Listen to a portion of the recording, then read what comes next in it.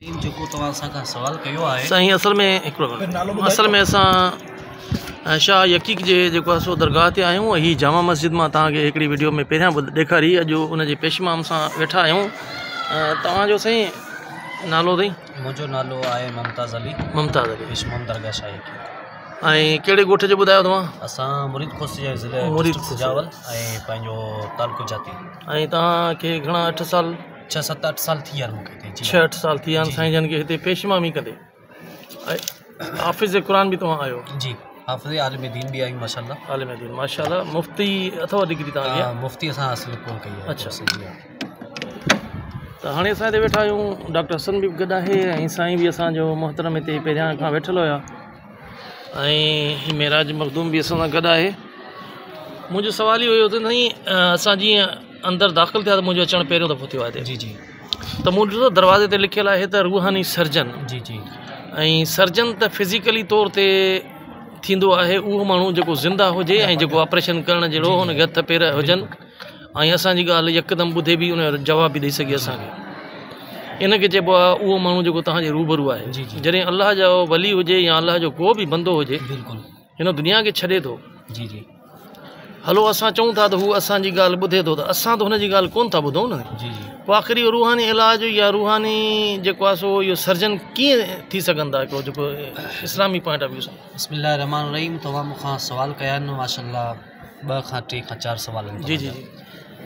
पहिरियों सवाल तव्हांजो इहो आहे त रूहानी सर्जन जेको दरगाह शाह यकीक बाबा रहमतुल्लाह ताला अलैह जेको अंदरि लिखियलु आहे, तव्हांजो मुताबिक़ इहो आहे त रूहानी सर्जन या ऑपरेशन या वग़ैरह जो बि थींदो आहे ज़िंदाई फिज़िकल जी डॉक्टर वटि जी पंहिंजो सिस्टम हले थो। असांजो सभ खां पहिरीं असां मुस्लमाननि जो ईमान इहो आहे त जेकी बि कमु आहिनि अलाह ताला जे हथ में, चाहे उहो ज़िंदा हुजे चाहे उहो हिन दुनिया मां छॾे वञे, अलाह ताला जी ज़ात करणु असांजो ईमान अक़ीदो इहो ई आहे। डॉक्टर हिकिड़ो वसीलो हूंदो आहे, दरगाह हिकिड़ो वसीलो हूंदो आहे। ऐं असल में अलाह ताला जा जेका कामिल वली आहिनि ऐं अलाह जी ज़ात बाबरकात उन्हनि खे उहा ताक़त उहा इनायत उन्हनि खे फरमाए जंहिंजो ज़िक्र क़ुरान पाक में आहे, अला इन्ना औलिया अल्लाह ला ख़ौफ़ुन अलैहिम वला हुम यहज़नून। यानी उहे मुंहिंजा दोस्त बाना आहिनि। ऐं ॿी जॻह ते बि अलाह पाक क़ुरान में फरमायो आहे त जेका मुंहिंजे राह में जेकी ज़िंदगी गुज़ारे शहीद थिया आहिनि, तव्हां उन्हनि खे मुर्दा न चओ। क़ुरान पाक जे लफ़्ज़ वाला किला तशऊरून, यानी तव्हांखे शहूर कोन्हे, तव्हांजे दिमाग़ में उहा शइ आहे ई कोन जो तव्हां उनखे गाइड करे सघो। मसइलनि खे मुर्दा त वञो, उहे ज़िंदा आहिनि, उन्हनि खे खाधो पीतो हर चीज़ उन्हनि खे क़बर में इनायत कयो वेंदो आहे। ऐं दरगाह शाह यकीक बाबा रहमतुल्लाह ताला जो जेको रूहानी सर्जन जेको ऑपरेशन के जे हवाले सां, हालांकि पहिरीं आउं पाण इहे ॻाल्हियूं ॿुधो जॾहिं पढ़ंदो हुउसि, पोइ जॾहिं आउं दरगाह शरीफ़ ते शाह यकीक बाबा रहमतुल्लाह ताला ते आयुसि, काफ़ी खोड़ सारा अहिड़ा वाक़िया मूं पंहिंजी अखियुनि सां ॾिठा जेके मुंहिंजे ॻोठ में बि हिकिड़ो ॿ अहिड़ो मसइलो थी चुको आहे। दरगाह शाह यकीक बाबा रहमतुल्लाह ताला उहो जेको लाइलाज बीमारी जा जेका आहिनि, जिन खे डॉक्टर जवाबु ॾेई छॾींदा दुनिया में उनजी को बि उनजो इलाजु न आहे। ज़ाहिर पोइ अलाह ताला जा वली आहिनि, उहे ख़ुदि क़बर मां उथी नथा कनि जेको पोइ उथी छुरी खणनि जी चाकू खणनि ऑपरेशन कनि, बाक़ी अलाह जे तरफ़ां उन वली जे दरगाह ते अची करे जेकॾहिं दुआ घुरनि था, या अलाह हिन वली जे बातुफ़ैल शाह यकीक बाबा या कहिड़ी बि दरगाह ते वञंदो माण्हू दुआ इहा घुरे त मौला हिन वली जे सदके जेकियूं नेकियूं जेके अदाऊं थियण जे सदके जेकॾहिं असांजी दुआ क़बूल फरमा, असांजी परेशानी दूर फरमा। पोइ अलाह ताला ॾिसो न, हज़रत आदम अलैहिस्सलाम जॾहिं दुआ घुरी जबल रहमत ते, पाण काफ़ी टाइम जन्नत मां ॿाहिरि निकिरी चुका हुआ, पोइ जॾहिं जबल रहमत ते विया, पोइ उते वञी दुआ घुरियो, मौला ही जॾहिं मूं दुनिया में अखि पटी जॾहिं मूंखे तव्हां होश आंदो, जॾहिं दुनिया में आयुसि, सिर्फ़ु हिकिड़ो नालो मूं ॾिठो जंहिंजो नालो सिर्फ़ु मोहम्मद हो। मुंहिंजा मौला इन हबीब जे न मोहम्मद जो तोखे वास्तो आहे, मूंखे माफ़ु कर। अलाह ताला उन हबीबनि जे सदके हज़रत आदम अलैहिस्सलाम खे माफ़ु कयो। त असांजो इहो अक़ीदो ईमान आहे, वली न ॾिए थो, न वली ॾींदो, न वली खां घुरणु जाइज़ आहे, न वली खे तवाफ़ करणु जाइज़ आहे, न वली खे सजदो करणु जाइज़ आहे, न वली जे खाक खणी करे खाइणु जाइज़ आहे। बाक़ी वली जे बाअदब बि करे हाज़िरी भरे दुआ घुरे, अलाह ताला उहा परेशानी परे कंदो आहे। असांजो अलाह जी असल में 2 टे शयूं तव्हां हिन में इलाही खोलियूं आहिनि। मां तव्हांखे इहा गुज़ारिश कंदुमि त जेका तव्हां हज़रत आदम अलैहिस्सलाम जी दुआ ॿुधाई, पहिरीं त जेका दुआ असां वटि क़ुरान शरीफ़ में आई आहे, रब्बना ज़ुल्मना अनफुसना व इल्लम तग़फिर लना व तरहमना लनकूनन्ना मिनल ख़ासिरीन। बेशक असल में दुआ उहा ई आहे छो त उन जे बारे में तस्दीक अल्लाह ताला पहिरियां हिकिड़े ॿिए सिपारे में करे चुका आहिनि। त असां आदम अलैहिस्सलाम खे हिकिड़ा कलमात पढ़ायासीं ऐं उहे हुन यादि कया। उन खां पोइ हुन जॾहिं दुआ घुरी त असां हुनजी बख़्शिश कईसीं ऐं उहा वरी अल्लाह ताला दुआ बि ॾिनी आहे त हीअ जॾहिं दुआ पढ़ियईं त असां हुनखे बख़्शिश कईसीं। बिल्कुलु। त उन में तव्हां जेका ॻाल्हि था कयो इहो कहिड़ी किताब में आहे? जॾहिं क़ुर चए थो त हीअ शइ मां चयमि हीअं पढ़ियूं, उन में त अलाह खां सिधी दुआ आहे त अलाह तूं ई असांखे बख़्शींदे, तूं ई रह, कोई वास्तो कोन्हे। तव्हां जमहूर जेका उलमा इकराम आहिनि, जमहूर जेका उलमा इकराम आहिनि, मुफ्ती इकराम आहिनि, जेका असांजे हिन पाकिस्तान में या दुनिया में जेका सरवाण जेका आहिनि, अल्हम्दुलिल्लाह आला हज़रत जीअं आहे, अहिड़ा खोड़ सारा जेका अल्लाह जा वली थी गुज़रिया।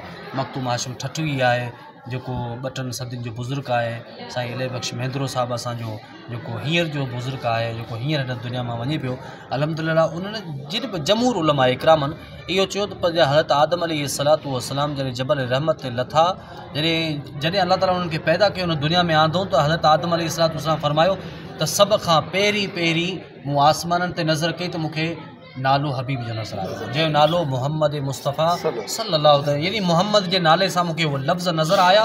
पोइ हज़रत आदम अलैहिस्सलाम मुख़्तलिफ़ दुआऊं कंदा रहिया, काफ़ी सालनि खां दुआऊं कंदा रहिया, मुख़्तलिफ़ दुआऊं कंदा रहिया, अल्लाह उनखे माफ़ न पे कयो। पोइ हज़रत आदम अलैहिस्सलातु वस्सलाम जॾहिं इहा दुआ तव्हांखे ॿुधाई मूंखे, इहा दुआ बिल्कुलु तव्हां बिल्कुलु चओ था, इहा रिवायतुनि में बि आहे, हदीस मुबारकान में बि आहे, लेकिन इहा असां क़ुर शरीफ़ जी आयत आहे, हदीस में न आहे। तव्हां जेका ॻाल्हि था कयो क़ुर में न आहे, क़ुर पाक जी आयत आहे हीअ जेका मां थो ॿुधायां हज़रत आदम जी दुआ करीमन जेकी हदीसूं बयानु कयूं, त इन में बि इहा दुआ पाण करीमन बयानु फरमाई आहे। बेशक, त आम चवंदा हदीस में बि इहा दुआ पाण करीमन फरमाए आहे, क़ुर पाक आहे।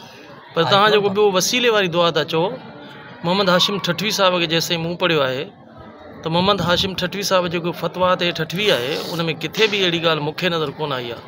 ऐं ॿी ॻाल्हि इहा त इहा दुआ आख़िर कहिड़ी हदीस जी किताब में आहे त हीअ जॾहिं आदम अलैहिस्सलाम नबी पाक सल्लल्लाहु अलैहि वसल्लम जो वसीलो ॾिनो ऐं पोइ अलाह बख़्शिश कई, आला हज़रत जी किताब आहे फ़तवा रिज़वी न आला हज़रत जा न, उन्हनि कंहिं हदीस जे किताब जो हवालो ॾिसो आला हज़रत बि असांजे ॾिसो न असांजो मज़हब छा आहे, इमाम अबू हनीफ़ा।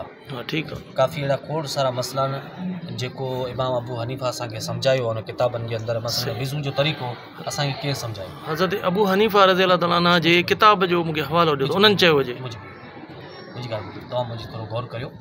हज़रत इमाम अबू हनीफ़ा क़ुर पाक में छा लिखियो, वयुक़ीमुस्सलात, छा करियो, नमाज़ खे क़ाइमु कयो। इहो त कोन पाण करी, इहो त क़ुर पाक में कोन आयो। 4 रकात ज़ोर में आहिनि, 5 रकातूं जेको हुन नमाज़ में आहिनि, 3 रकातूं हिन में आहिनि। वयुक़ीमुस्सलात नमाज़ तव्हां क़ाइमु करियो, इख़्तियार अल्लाह पाक खे ॾिनो, हबीब दो जहां सल्लल्लाहु अलैहि वसल्लम खे इख़्तियार ॾिनो। यानी तव्हांखे इख़्तियार नमाज़ जो तव्हांखे क़ाइमु करण लाइ हुकुम रब ॾिनो आहे ऐं इख़्तियार मां हबीब खे ॾिनो आहे। ॾिसो न उहा हदीस जी किताब ॿुधायो मूंखे जंहिंमें नबी पाक सल्लल्लाहु अलैहि वसल्लम खां उन्हनि घुरी हुजे मारिफत वारी दुआ। हीअ जेका ॻाल्हि तव्हां था कयो इहा था कयो हदीस जे किताबनि जी। अबू हनीफ़ा रज़ी अल्लाह ताला रहमतुल्लाह अलैह हुननि हदीसुनि जे किताबनि जा हवाला ॾिना आहिनि। इहा जेकी दुआ तव्हां था घुरायो ॿुधायो मारिफत जी, इहा दुआ कहिड़े हदीस जे किताब में आहे? कहिड़ी दुआ तव्हां चओ था?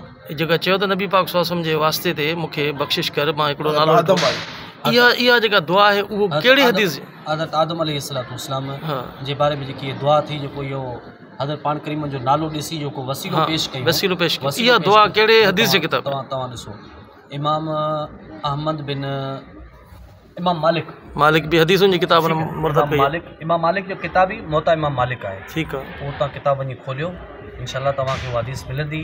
या तव्हां जेके इलाइक़े जो को पेशमामा हुते भले हुनखे ॿुधाइजो, थी सघे उहो इमाम साहिबु मूंखे सुञाणंदो हुजे। असां काफ़ी मदरसे अॼुकल्ह त साईं एतिरी एप थी वई आहे जो मां तव्हांजे साम्हूं इमाम मालिक जी हर हदीस कढी सघां। हदीस तव्हां कढी हाणे वेठे बिल्कुलु आहे, बिल्कुलु आहे, बिल्कुलु हर चीज़। तव्हां न नंबर ॿुधायो या हदीस ॿुधायो, बिल्कुलु आहे, या किताब जो हवालो ॾियो या उनवान जो हवालो ॾियो। जेसि ताईं मूंखे इल्मु हूंदो, जेसि ताईं मुंहिंजे इल्म जे मुताबिक़, तव्हां सिर्फ़ु उनवान जो हवालो ॾियो, मां हाणे कढी थो ॾियांव मुंहिंजो सभु हदीस। इल्म जो आहे नथो चवां को वॾो मुफ़्ती आहे या आलिम आहे, जेसि ताईं मुंहिंजो पंहिंजो इल्म जो तक़ाज़ो आहे, जेसि ताईं अल्लाह पाक मूंखे इल्मु ॾिनो आहे, जेसि ताईं मूंखे एतिरो इल्म जे मुताबिक़ तजुर्बो आहे, उन मुताबिक़ मूं तव्हांखे ॿुधायो। ऐं असां काफ़ी उलमानि खां जमहूर उलमानि खां असां ॿुधो आहे इहा दुआ बि क़ुर पाक जी आदत आदम अलैहिस्सलाम पढ़ी। ऐं उन खां अलावा पाण करीम उलमा इकरामनि इहो बि फरमायो आहे त पाण हज़रत आदम अलैहिस्सलातु वस्सलाम नबी पाक सल्लल्लाहु अलैहि वसल्लम जो नाले जो जेको सो इहा वसीलो वठी पेश करे अल्लाह ताला खां। अच्छा हाणे अचूं था ॿी ॻाल्हि ते, क़ुरान शरीफ़ में लॻभॻि हाणे मूंखे अंदाज़ो न आहे पर 300 जे क़रीब मूंखे लॻे थो त अलाह जे वलियुनि जूं नबियुनि जूं ऐं रसूलनि जूं दुआऊं आहिनि। छा अहिड़ी हिकिड़ी दुआ क़ुरान में ॾेखारींदो आहे जेका अलाह जे नबी ऐं हज़रत आदम अलैहिस्सलाम जी दुआ बि कोन्हे वसीले वारी? अलमना इहो जेको हाणे ॿुधाई रबना ज़ुल्मना अलाह असां पंहिंजे जाननि ते ज़ुल्म कयोसीं, वॾो इहो कयोसीं, तूं बख़्शण वारो, तूं ई असांखे बख़्शिश थिए। ठीकु आहे, का बि हिन में वसीलो कोन्हे क़ुरान जी आयत में। छा क़ुरान जी आयतूं ॿियनि बि नबियुनि ऐं रसूलनि पढ़ियूं? पेट मच्छीअ जी में हले वियो नबी, वण में हले वियो नबी, वण में हले वियो नबी, हेतियो छा उन्हनि किथे कंहिं वसीलो अहिड़ो को दुआ आहे जेका क़ुरान में उन्हनि जी मौजूदु हुजे ऐं वसीले वारी हुजे? न आहे। अच्छा, वसीलो तव्हां ॻोल्हियो, ईमान वारो मूंखां तव्हां ॾिजो, वसीले खे तलाश कयो। हाणे उहो वरी क़ुरान में आहे मौजूदु त तव्हां बहितरीन वसीलो तव्हांजो कहिड़ो आहे? तव्हांजा बहितरीन अमाल। इहा आयत पढ़ो वरी। अच्छा, वरी ॿी जाइ ते वसीले जी ॻाल्हि लिखियलु आहे त तव्हांजे लाइ निमाज़ ऐं सब्र बहितरीन वसीलो आहे। त पोइ अञा ॿियो कहिड़ो वसीलो क़ुरान में? हिकु तरफ़ आहे त वसीलो ॻोल्हियो, नमाज़ पढ़ी सुठे तरीक़े सां, जीअं असांखे जेतिरो इल्मु आहे वेही तव्हां उहो नमाज़ खे तव्हां वसीलो बनाए सघो। बेशक हाणे अलाह जॾहिं चए थो त वसीलो ॻोल्हियो, वरी ॿिए तरह ॿुधाए बि थो वसीला कहिड़ा आहिनि। हिकिड़ो वसीलो आहे तव्हांजो सब्र, ॿियो आहे निमाज़। टियों वसीलो अलाह ताला ॿुधाए थो त तव्हांजा बहितरीन अमाल जेके आहिनि उहे बि तव्हांजो वसीलो आहे। ए अलाह फलाणो कमु मां तुंहिंजे करे कयो, अॼु क़बूल आहे त मुंहिंजी हीअ मुसीबत दूर कर, छो त तुंहिंजे करे उहो कमु कयो।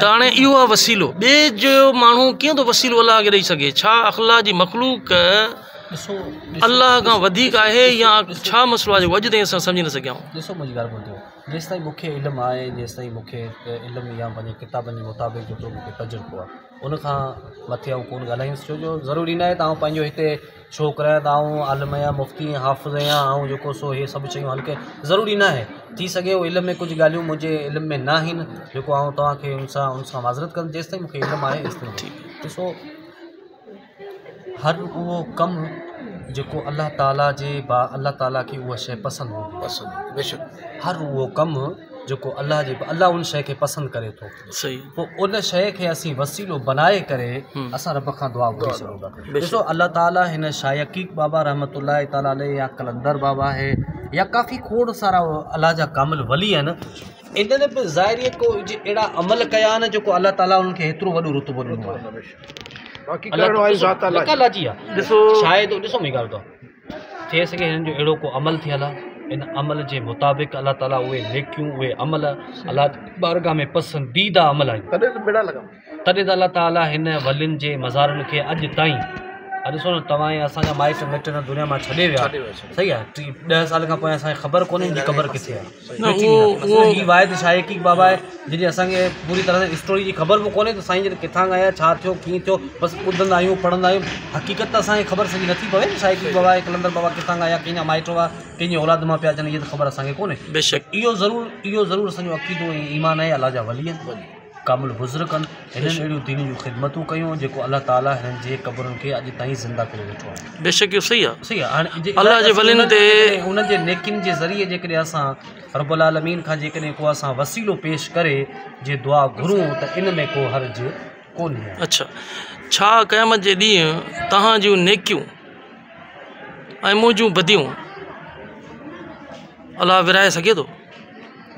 तव्हां जूं नेकियूं मुंहिंजूं बदियूं आहिनि, मूंखे वरितो थो वञे दोज़ख में, तव्हांखे वरितो थो वञे तव्हांजी नेकियुनि ऐं सुठनि अमालनि जे करे जन्नत में, त छा चवंदो अल्लाह ताला हिन नेकियूं विरायो, हिनखे ॿिन्ही खे जन्नत मोकिलियो? देखो हीअ दुनिया न आहे जेको हीअ वॾेरो या हीअ ॻाल्हि, अल्लाह वटि जेको तराज़ू हूंदो, जेको फ़ैसिलो हूंदो उहो हिकु ठीकु आहे। हाणे ग़रीब बादशाह बिल्कुलु सही आहे। हाणे ॾिसो तव्हां था चओ त अल्लाह जे वलियुनि नेकियूं कयूं, अल्लाह जे वलियुनि जेके बि नेकियूं कयूं उहो अल्लाह हुननि खे मर्तबो ऐं मान ॾिनो आहे, बिल्कुलु उन्हनि जूं नेकियूं असांखे कीअं थियूं कमु अचनि?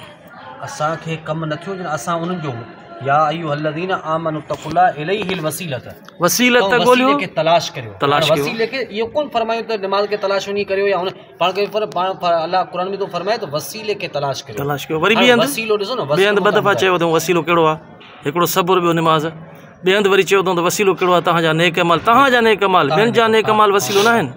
किथे बि क़ुरान में हदीस में न आयो त ॿियनि जा नेक अमाल तव्हांजो वसीलो थींदा, तव्हांजा नेक अमाल तव्हांजो वसीलो थींदा। बिल्कुलु तव्हां जॾहिं क़ुर में वसीलो चयल आहे ऐं वसीले जा वाज़िह लफ़्ज़ बि आहिनि। जमूर उलमा ने इहो फरमायो इन वसीले मंझां मुराद जेको तफ़सीरूं क़ुर पाक जी जेकियूं आहिनि जेका उलमा बयानु कनि था त बाबा तव्हां हिन मंझां पोइ उलमा इन मंझां बयानु कयो त बाबा तव्हां जेकॾहिं तव्हां पंहिंजे अहिड़े नेक अमल मंझां नेक साले अमल में तव्हां वसीलो बनायो उनखे पेश करे दुआ करो सघो था। ठीकु आहे। जेका अल्लाह ताला जा कामिल वली आहिनि जेका हीअ दुनिया छॾे विया पोइ साईं उन्हनि जे मज़ारतुनि ते माण्हू हेॾा खोड़ सारा वञनि था। हलो हीअं हिकिड़ो सुवाल अञा ॿियो नड़ो तव्हांखो, छा अलाह जे नबी कंहिं रसूल कंहिं अलाह जे वली कंहिं अलाह जे पैगम्बर इहो चयो आहे त मां तव्हांजे साह जे रग जे बि क़रीब आहे? अल्लाह जी ज़ात बाबरकात फरमाए। न मां त चवां कंहिं अलाह जे नबी कंहिं रसूल कंहिं इमाम कंहिं वली कंहिं नबी चयो आहे त मां तव्हांजे शाह रग जे क़रीबी आहियां? न, कंहिं बि न चयो। उहो कंहिं चयो आहे त मां तव्हांजे साह जे रगनि खां बि क़रीब आहे? अल्लाह जी ज़ात अल्लाह जी ज़ात चई। पोइ असां अल्लाह जी राति जेका साह जे रगनि खां बि क़रीब आहे उनखे छॾे करे अल्लाह जी वली हुजे या अल्लाह जो पैगम्बर हुजे केरु बि हुजे असां उन को छो था वञी घुरूं त हितां वठी ॾे अलाह? बहितरीन अमल इहो आहे, बहितरीन में बहितरीन अमल इहो आहे त सभ खां पहिरीं पंहिंजे रब खां घुरिजे, अल्लाह जी ज़ात खां घुरिजे। ॾियण वारी ज़ात उहो आहे, लाइण वारी ज़ात उहो आहे। पहिरीं अल्लाह जी ज़ात बाबरकात जे दर खां ई अल्लाह जो ई वसीलो बनाए अल्लाह खां घुरिजे। वॾी महिरबानी साईं, तव्हांजी महिरबानी साईं, लख एहसान लख थोरा साईं।